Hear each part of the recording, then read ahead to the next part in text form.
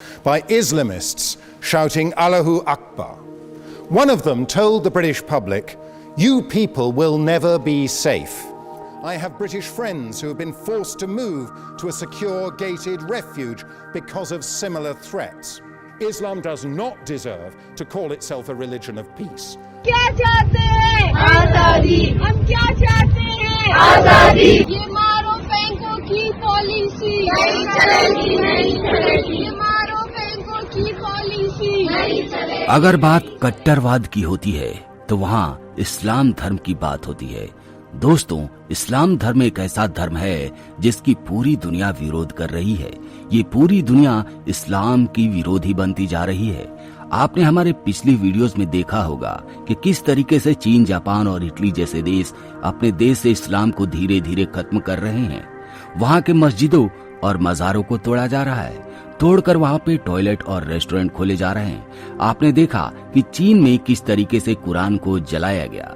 ये बातें दर्शाती हैं कि इन देशों में इस्लाम हमेशा हमेशा के लिए खत्म किया जा रहा है। केवल इतना ही नहीं, दाढ़ी रखने और कुरान पढ़ने पर भी पाबंदी लगाई जा रही है। कुरान के प्रति को जलाने की खबरें आपको लगातार देखने और पढ़ने को मिल रही होगी। स्वीडन और डेनमार्क जैसे देश में कुरान जलाने की खबरें हमेशा आती रहती हैं, लेकिन अब तो हद ही हो गया। जैसे पाकिस्तान और बांग्लादेश जैसे कट्टर मुस्लिम देश में भी कुरान जलाने की खबरें आ रही हैं। दोस्तों, जहाँ भी कट्टरवाद की बात होती है, इस्लाम धर्म की बात होती है। इन्हें शांति पसंद नहीं, ये लोगों को परेशान करके खुश होते हैं।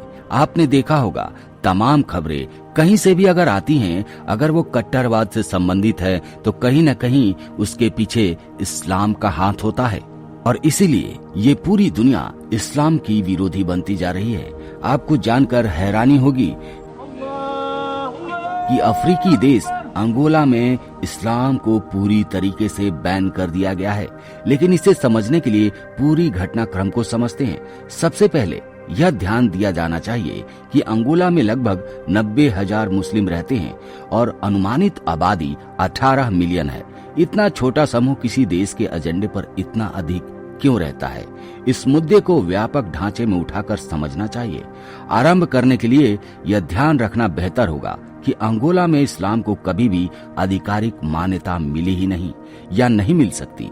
इस देश में मुसलमानों को मस्जिदें खोलनी पड़ती हैं और गैर कानूनी तरीके से हर तरह की गतिविधियां करनी पड़ती हैं। मतलब वहाँ पे मस्जिद खोलने की परमिशन नहीं है। ऐसा इसलिए है क्योंकि राज्य हमेशा एक धार्मिक पंथ का समर्थन करने में झिझकता रहा है, जिससे वह अपरिचित है और अपनी संस्कृति के लिए विदेशी माना जाता है। जी हाँ, वहाँ के लोग कभी भी इस्लाम धर्म को सपोर्ट नहीं करते। 9/11 के बाद अंगोला ने उस प्रक्रिया का नेतृत्व किया है जो कट्टरवाद के खिलाफ वैश्विक लड़ाई के प्रवचन के साथ शुरू हुई। 2004 में ऐसे व्यक्तियों को हिरासत में लिया गया और निर्वासित किया गया जो कथित तौर पर अल कायदा से जुड़े हुए थे।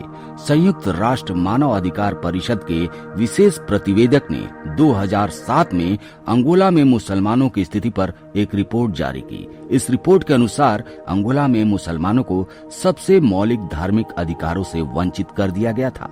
हालांकि अंगोला में मुसलमानों पर आम तौर पर मनी लॉन्ड्रिंग, धन की जलसाजी या कट्टरपंथी संगठनों को सहायता देने का आरोप लगाया जाता रहा है, जो कि बिल्कुल सत्य है दोस्तों। लेकिन इनमें से अधिकांश आरोपों में सबूत का अभाव है। इसलिए हम कह सकते हैं कि मीडिया प्रवचन के माध्यम से ये एक प्रक्रिया चल रही है। अंगोला में मुसलमानों की मुख्य रूप से 2 विशेषताएं हैं। पहली यह कि आम तौर पर मुसलमानों के बारे में धारणा नकारात्मक है। राजनेता इसका अधिक फायदा उठाते हैं। उदाहरण के लिए मार्च 2009 में एक सम्मेलन के दौरान अंगोला की संस्कृति मंत्री रोजा क्रूज ई सिल्वा को खुले तौर पर यह कहते हुए उद्धृत किया गया कि इस्लाम का विस्तार और इसके परिणाम अंगोलन समाज की संस्कृति संरचना को नुकसान पहुंचाएंगे। देश में इस्लाम पर प्रतिबंध लगाने की ताजा खबरों में ये जानकारी फिर से परोसी जा रही है। दूसरा ये है कि कुछ मुसलमान जो विशेष से पश्चिमी अफ्रीकी देशों से अंगोला चले गए, व्यापार में महत्वपूर्ण पदों पर कार्यरत हैं। यही बात है कि लेबनान से आए मुसलमानों पर भी ये बात लागू होती है। इसी के साथ इस्लाम धर्म और मुसलमानों पर पाबंदी लगाने वाला अंगोला दुनिया का पहला देश बन गया है। इस आशय की खबरें अफ्रीकी अखबारों में छपी हैं। ये हम यूं ही नहीं कह रहे। इसके मुताबिक अफ्रीका महाद्वीप के इस तटीय देश अंगोला की कल्चर मिनिस्टर रोजा क्रूज ने कहा है कि न्याय और मानव अधिकार मंत्रालय ने इस्लाम को हमारे देश में कानूनी वैधता नहीं दी है और कभी दिया ही नहीं गया। ऐसे में अगले नोटिस तक सभी मस्जिदें बंद रहेंगी। इसके अलावा इस तरह की खबरें भी हैं कि सरकार ने मस्जिदों को गिराए जाने का आदेश भी दे दिया है। और ये खबर कट्टरपंथियों के मुंह पे करारा तमाचा है।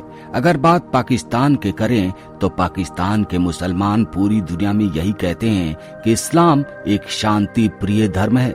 लेकिन दोस्तों, अंगोला की खबरें यही कहती हैं कि इस्लाम धर्म ने पूरी दुनिया में कोहराम मचा के रखा है, वरना उन्हें इस्लाम पर बैन लगाने की क्या जरूरत थी।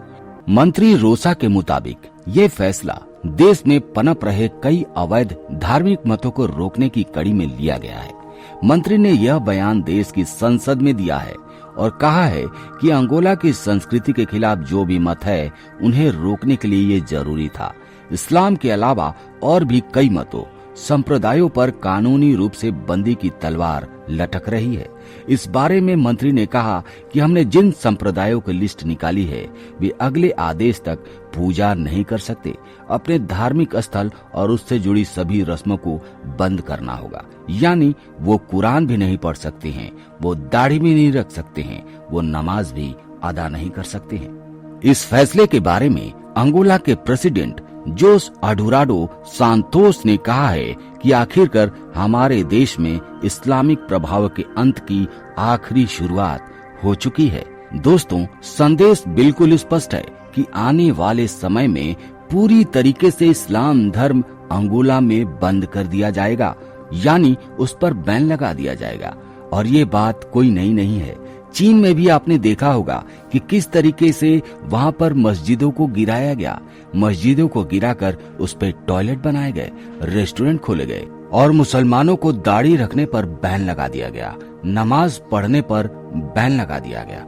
दोस्तों, आपने इटली के बारे में भी सुना होगा कि वहाँ की प्रेसिडेंट ने ये ऐलान कर दिया कि कोई भी मुसलमान अगर नमाज अदा करता है तो वहाँ की लोकल भाषा में नमाज अदा करेगा, ताकि हमें ये पता चल सके कि तुम नमाज में क्या कहते हो। अगर बात जापान की जाए तो जापान का हाल भी कुछ ऐसा ही है। वहाँ पर भी मस्जिदों को तोड़ा जा रहा है और इस्लाम पर बैन लगाया जा रहा है। दोस्तों, फिलहाल आज की वीडियो में इतना ही, लेकिन आप अपने विचार, आप अपने कमेंट जरूर बताइएगा। क्या हमारे देश में भी इस्लाम पर बैन लगना चाहिए? आपके कमेंट हमारे लिए महत्वपूर्ण है। मिलते हैं आपसे अगले वीडियो में एक नए टॉपिक के साथ। तब तक के लिए जय हिंद, जय भारत, जय सनातन।